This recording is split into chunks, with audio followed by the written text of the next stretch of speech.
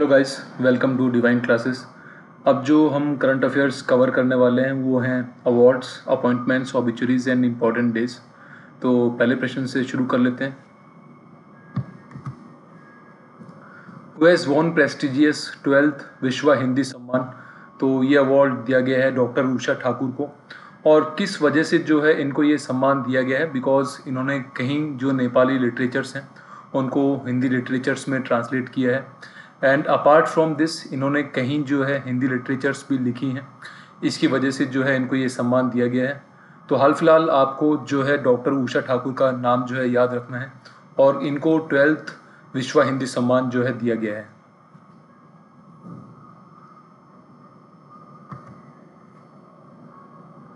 Who has been appointed as India's new foreign secretary. तो ये बने हैं विक्रम मिस्री। और अगर बात करें कि ये पहले किस पोस्ट पर थे, तो ये इंडियन एम्बेसडर थे चाइना के लिए। और अगर बात करें कि पहले हमारे फॉरेन सेक्रेटरी कौन थे, तो दैट इज़ विनय मोहन क्वात्रा। मतलब विक्रम मिस्री ने जो है वो विनय मोहन क्वात्रा को रिप्लेस किया है।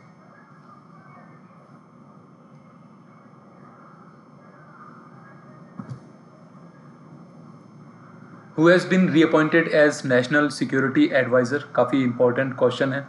और इनको फिर से जो है नेशनल सिक्योरिटी एडवाइज़र की पोस्ट पर रीअपॉइंट किया है। और कौन है ये, तो दैट इज़ अजीत डोभाल। और अगर बात करें कि अजीत डोभाल क्या है, ये इससे पहले जो है इंटेलिजेंस ब्यूरो के चीफ भी रह चुके हैं। और इसके अलावा ये इंडियन पुलिस सर्विस ऑफिसर भी हैं। और कौन से कैडर से ये बिलोंग करते हैं, तो दैट इज़ केरला कैडर। और अगर बात करें कि इनके इम्पॉर्टेंट वर्क्स क्या हैं, एक तो ये अंडर कवर स्पाई रहे हैं, ठीक है, पाकिस्तान में फॉर 7 ईयर्स। इसके अलावा इन्होंने एक बहुत ही इम्पॉर्टेंट ऑपरेशन अपने अंडर में किया है। और वो ऑपरेशन क्या था, तो that is operation black thunder, जो कि 1988 में हुआ था, जिसमें जो 46 भारतीय थे उनको इराक से निकाला गया था। तो काफ़ी इम्पॉर्टेंट ऑपरेशन था। एंड काफ़ी इंपॉर्टेंट पर्सनैलिटी हैं। इनको फिर से रीअपॉइंट किया गया है नेशनल सिक्योरिटी एडवाइज़र की पोस्ट के लिए।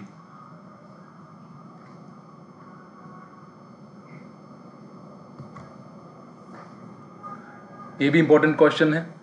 National statistics day is celebrated on which day. तो ये मनाते हैं हम 29 जून को, ठीक है। और इस बार की थीम क्या रखी गई है, तो that is use of data for decision making. Objective क्या रहता है, जो हमारे फादर ऑफ इंडियन स्टैटिस्टिक्स कहलाते हैं, जो कि हैं प्रशांता चंद्रा मेलानोबिस। तो उनकी बर्थ एनिवर्सरी को सेलिब्रेट करने के लिए हम ये दिन मनाते हैं। और अगर बात करें प्रशांता चंद्रा मेलानोबिस की, तो इन्होंने एक मेलानोबिस मॉडल तैयार किया था, जिसके आधार पर जो इंडिया का सेकंड 5 ईयर प्लान था वो बनाया गया था। और ये जो सेकंड 5 ईयर प्लान है कब से कब तक था, तो that is from 1956 to 61।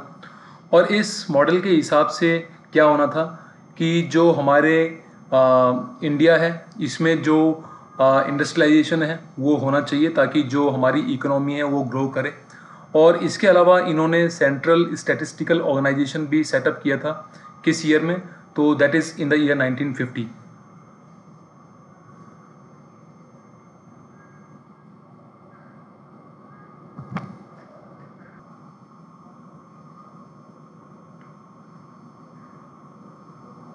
Who has been appointed as the vice chancellor of India's first AI university.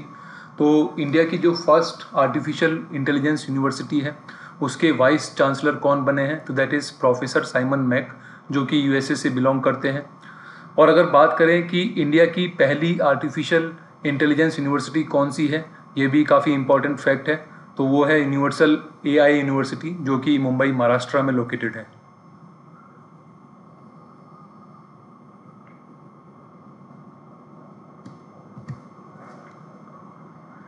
International Day of the tropics is celebrated on which day. काफ़ी इंपॉर्टेंट क्वेश्चन है। तो ये दिन हम मनाते हैं 29 जून को। तो ट्रॉपिकल एरिया क्या होता है, एक्चुअली हमारी अर्थ पर कुछ इमेजिनरी लाइंस होती हैं। एक तो ये ट्रॉपिक ऑफ कैंसर होती है, ठीक है, और ये एक ट्रॉपिक ऑफ कैप्रिकॉर्न होती है। तो इसके बीच में जो एरिया होता है उसको हम ट्रॉपिकल एरिया कहते हैं। And ecosystem point of view से काफ़ी इम्पॉर्टेंट एरिया ये होता है, different species of plants and animals यहाँ पर पाई जाती हैं। तो इस एरिए को प्रोटेक्ट करने के लिए हम ये दिन मनाते हैं, बिकॉज इस दिन क्या होता है कि हम लोगों में ये अवेयरनेस फैलाते हैं कि हमको इस एरिए को जो है बचा के रखना है, ताकि जो हमारा एनवायरनमेंट है वो ठीक ठाक रहे। तो आपको हाल फिलहाल ये ध्यान रखना है कि जो international Day of the tropics है हम मनाते हैं 29 जून को।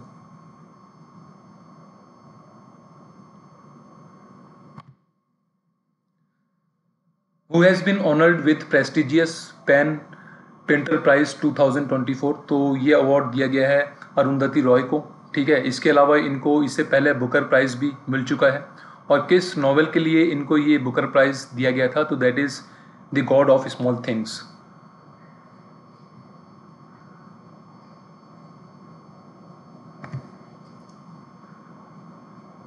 World day against child labour is observed on which day, तो ये दिन हम मनाते हैं 12 जून को। और थीम क्या रखी गई है इस बार की, तो that is let us act on our commitments and child labour.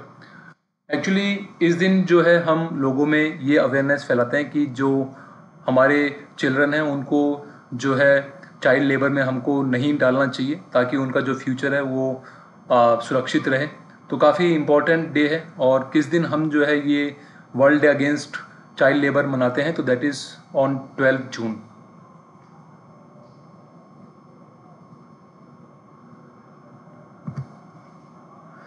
अब बात कर लेते हैं क्यूएस वर्ल्ड यूनिवर्सिटी रैंकिंग्स 2025 की। तो रैंक 1 किस यूनिवर्सिटी की रही है, तो that is Massachusetts institute of technology, जो कि कैम्ब्रिज यूनाइटेड स्टेट्स में है। सेकंड रैंक रही है इंपीरियल कॉलेज लंदन की, जो कि लंदन यूनाइटेड किंगडम में है। थर्ड रैंक किस यूनिवर्सिटी की रही है, तो that is university of Oxford, जो कि ऑक्सफोर्ड यूनाइटेड किंगडम में है। अगर बात करें कि इंडियन यूनिवर्सिटीज़ की क्या रैंकिंग रही है, तो आईआईटी बॉम्बे जो है उसकी रैंकिंग रही है 118 एंड आईआईटी न्यू दिल्ली की रैंकिंग रही है 150।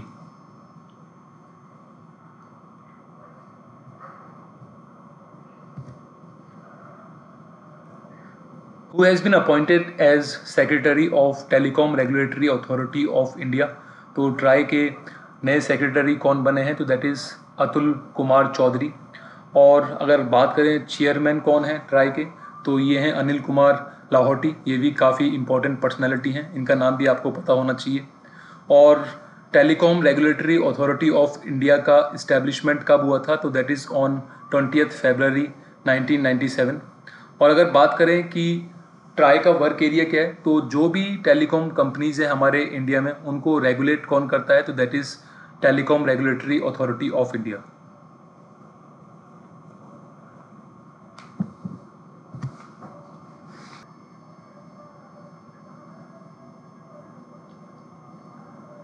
Who has been appointed as brand ambassador for tobacco control, तो ये बनाया गया है पीवी सिंधु को। और अगर बात करें कि वर्ल्ड नो टोबैको डे कब आता है, तो that is on 31 May. Theme क्या रखी गई थी इस बार की, तो that is protecting children from tobacco industry interference. तो अब जो भी प्रोग्राम्स होंगे जहाँ पर लोग बागों में ये अवेयरनेस फैलाई जाएगी कि हमको टोबैको कंज्यूम नहीं करना चाहिए, बिकॉज ये जो है हमारी बॉडी पर एडवर्स इफेक्ट डालता है। ठीक है, तो वहाँ पर जो है पीवी सिंधु अब प्रेजेंट रहेंगी। और काफ़ी इम्पोर्टेंट स्टेप है इंडियन गवर्नमेंट के द्वारा। तो इन पर्सनैलिटी का जो नाम है आपको याद होना चाहिए। तो कौन बनी है brand ambassador for tobacco control, that is PV Sindhu.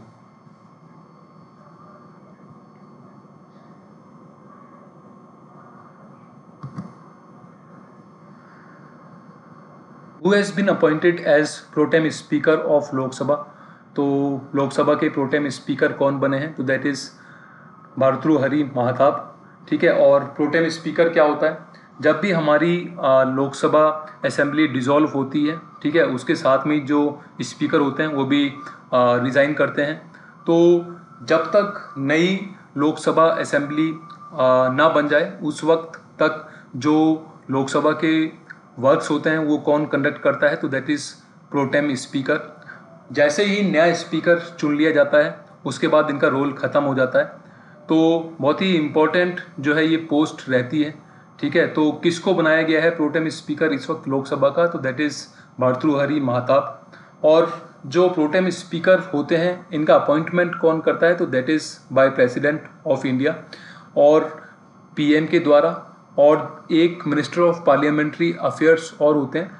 तो पीएम एंड जो पार्लियामेंट्री अफेयर्स के मिनिस्टर होते हैं ये दोनों रिकमेंड करते हैं प्रेसिडेंट को प्रोटेम स्पीकर के लिए, एंड उसके बाद जो है प्रेसिडेंट इनको अपॉइंट करते हैं।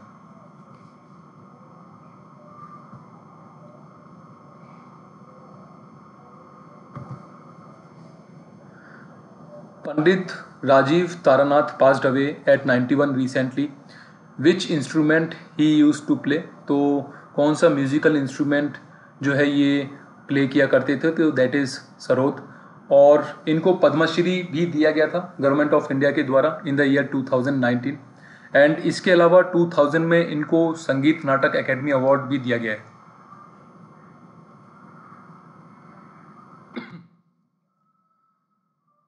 International Day of Parliamentarism is celebrated on this day, तो ये दिन हम मनाते हैं जून 30 को, और थीम क्या रखी गई है इस बार की, तो दैट इज़ पार्लियामेंट्री डिप्लोमेसी। अगर बात करें इंडियन पार्लियामेंट की, तो कब इसको स्थापित किया गया था, काफ़ी इंपॉर्टेंट फैक्ट है। तो ऑन जनवरी 26, 1950 इसको स्थापित किया गया था। इसके दो पार्ट्स होते हैं, ये बाई कैमरल होता है, ठीक है। एक तो अपर हाउस होता है इसमें, जिसको हम राज्यसभा कहते हैं, जिसको हम काउंसिल ऑफ स्टेट्स भी कहते हैं। इसके बाद इसमें लोअर हाउस होता है, जिसको हम लोकसभा कहते हैं और हाउस ऑफ पीपल भी कहते हैं, ठीक है। और अगर बात की जाए कि फर्स्ट जनरल इलेक्शंस कब हुए थे हमारे इंडिया में, तो that is from 1951 to 52।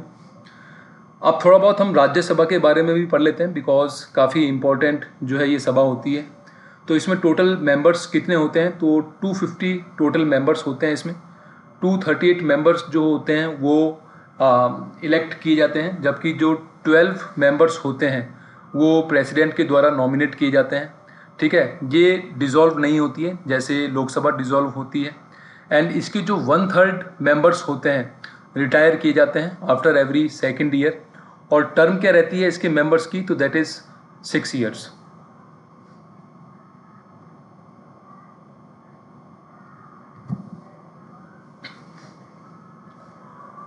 Micro small and medium sized enterprises day is celebrated on which day, ये भी काफ़ी इंपॉर्टेंट क्वेश्चन है। तो किस दिन हम ये दिन मनाते हैं, तो that is on 27 June. And theme क्या रखी गई है इस बार की, तो that is leveraging power and resilience of micro small and medium sized enterprises to accelerate sustainable development and eradicate poverty in times of multiple crisis. इसके अलावा जो क्लासिफिकेशन है micro small and medium enterprises का, वो भी आपको पता होना चाहिए, बिकॉज कई एग्जाम्स में ये पूछा गया है, ठीक है। तो माइक्रो एंटरप्राइजेस कौन सी होती हैं, जहाँ पर इन्वेस्टमेंट अप टू 1 करोड़ रहता है, और जो एनुअल टर्नओवर रहता है प्लांट का वो अप टू 5 करोड़ रहता है, उसको हम माइक्रो एंटरप्राइजेस कहते हैं। और स्मॉल एंटरप्राइजेस कौन सी होती हैं, जहाँ पर जो इन्वेस्टमेंट रहता है प्लांट एंड मशीनरी में वो रहता है अप टू 10 करोड़, एंड जिसका टर्नओवर रहता है अप टू 50 करोड़। और मीडियम एंटरप्राइजेस हम किसको कहते हैं, जहाँ पर प्लांट एंड मशीनरी में इन्वेस्टमेंट रहता है अप टू 50 करोड़, एंड जो एनुअल टर्नओवर होता है वो होता है अप टू 250 करोड़, तो उसको हम मीडियम एंटरप्राइजेस कहते हैं। तो जो ये क्लासिफिकेशन है micro small and medium enterprises का, ये भी आपको पता होना चाहिए।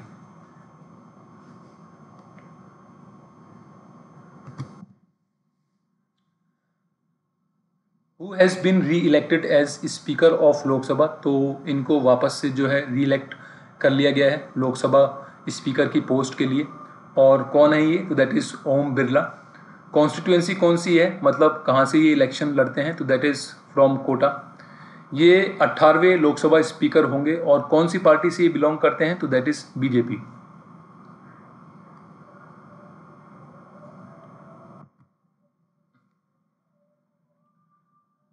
World hydrography day is observed on which day, तो ये ऑब्जर्व किया जाता है 21 जून को। और थीम क्या रखी गई है इस बार की, तो that is hydrographic information enhancing safety efficiency and sustainability in marine activities. Hydrography क्या होता है, इसमें क्या होता है कि जो ओशियंस में रॉक्स होती हैं, ठीक है, ओशियंस की क्या डेप्थ होती है और उसका क्या टेम्परेचर है, वहाँ पर जो करंट्स हैं उनका क्या स्टेटस है, ये सब चीज़ें जो हैं इस हाइड्रोग्राफी में स्टडी की जाती हैं। तो काफ़ी इंपॉर्टेंट स्टडी होती है। तो इसलिए आपको ये पता होना चाहिए कि जो वर्ल्ड हाइड्रोग्राफी डे है हम 21 जून को मनाते हैं।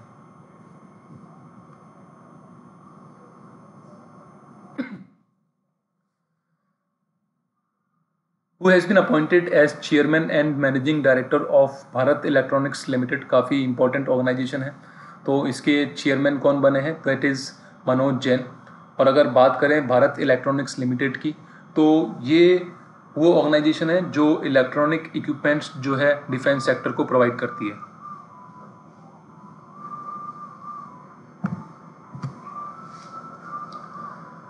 Who has been appointed as the principal secretary of prime minister of India, तो ये बने हैं पीके मिश्रा, ठीक है। और ये इनको जो है फिर से रीअपॉइंट किया गया है इस पोस्ट के लिए। और इनकी अपॉइंटमेंट को कौन अप्रूवल देता है, तो that is appointment committee of the cabinet. अगर बात करें पीके मिश्रा की, तो ये आईएएस हैं, कौन से कैडर के, गुजरात कैडर के।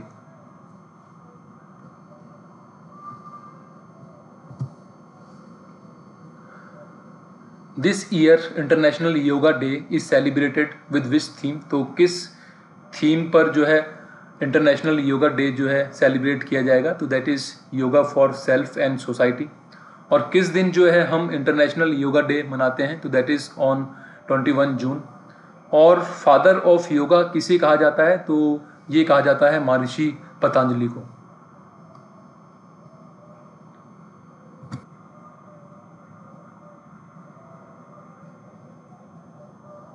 साहित्य Akademi Yuva Puraskar will be given to how many writers, काफ़ी इंपॉर्टेंट क्वेश्चन है।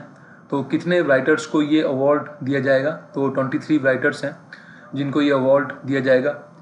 इंग्लिश के लिए ये अवार्ड किसको दिया जाएगा, तो एक तो दिया जाएगा के वैशाली को, और इनकी किताब कौन सी है जिसके लिए इनको ये अवार्ड दिया जाएगा, that is homeless.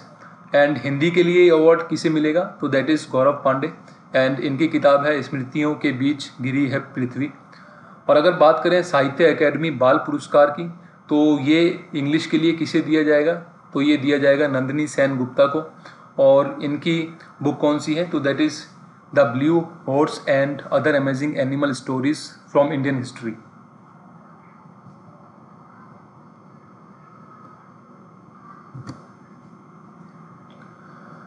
World sickle cell day is observed on which day, तो ये हम मनाते हैं 19 जून को।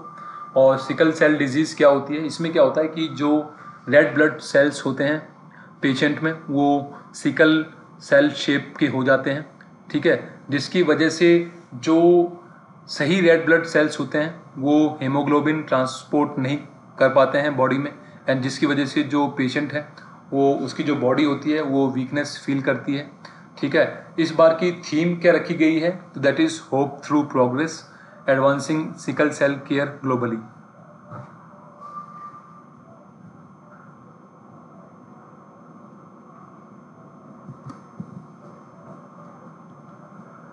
Who has been awarded with Nelson Mandela lifetime achievement award, तो ये दिया गया है विनोद गनात्रा को, ठीक है। और ये पहले भारतीय होंगे जिनको ये अवार्ड दिया जाएगा। और अगर बात करें कि ये क्या करते हैं, तो ये एक फिल्म मेकर हैं।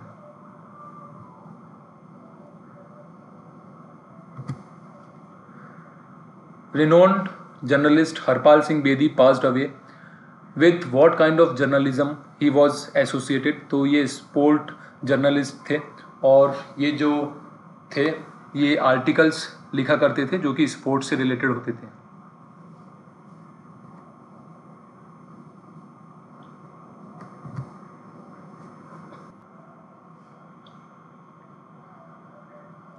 Global wind day is observed on which day, तो ये हम मनाते हैं 15 जून को। थीम क्या रखी गई है इस बार की, तो दैट इज़ पवन ऊर्जा, powering the future of India. Purpose क्या रहता है, तो इस दिन हम जो कंपनीज होती हैं, बड़ी बड़ी कंपनीज जो होती हैं, जो जिनके पास काफ़ी फिनेंस होता है, उनको मोटिवेट किया जाता है कि वो ऐसे प्लांट्स लगाएं जहाँ पर जो एनर्जी है वो विंड एनर्जी से प्रोड्यूस की जा सके। और अगर बात करें कि टोटल इंस्टॉल्ड कैपेसिटी कितनी है विंड स्टेशंस की इस वक्त इंडिया में टिल मई 2024, तो दैट इज़ 46.4 गीगावाट।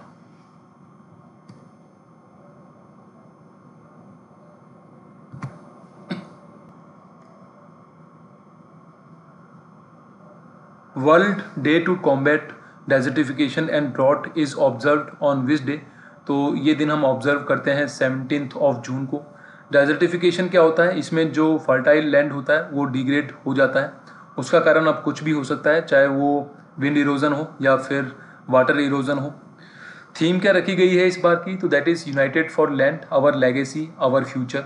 ऑब्जेक्टिव क्या रहता है, simple, to create awareness among people and agencies कि किस तरीके से जो है वो डेजर्टिफिकेशन एंड ड्रॉट को जो है रोक सकते हैं। एक कॉन्वेंशन इस्टेब्लिश किया गया था इन द ईयर 1994 को, और उस कॉन्वेंशन का क्या नाम था, that is United Nations convention to combat desertification. ठीक है, काफ़ी इंपॉर्टेंट कॉन्वेंशन है, और यही कॉन्वेंशन है जो कि डेजर्टिफिकेशन के खिलाफ लड़ रहा है। तो इसका इस्टेब्लिशमेंट ईयर जो है आपको पता होना चाहिए, और ईयर कौन सा है, that is 1994।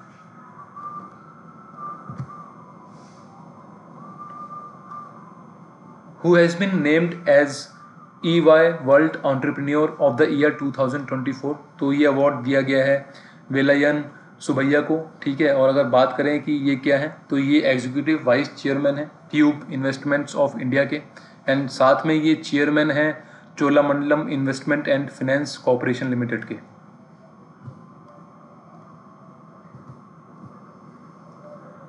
World Environment Day is observed on which day, तो किस दिन हम वर्ल्ड एनवायरनमेंट डे ऑब्जर्व करते हैं, तो that is on 5 June. Theme क्या रखी गई है इस बार की, तो that is land restoration, desertification and drought resilience. Objective simple है, जो लोग बाग हैं उनमें ये अवेयरनेस फैलाई जाए कि उनको जो है किस तरीके से अपने एनवायरनमेंट को प्रोटेक्ट करके रखना चाहिए, ताकि जो पीपल है उनका जो फ्यूचर है वो सुरक्षित रहे।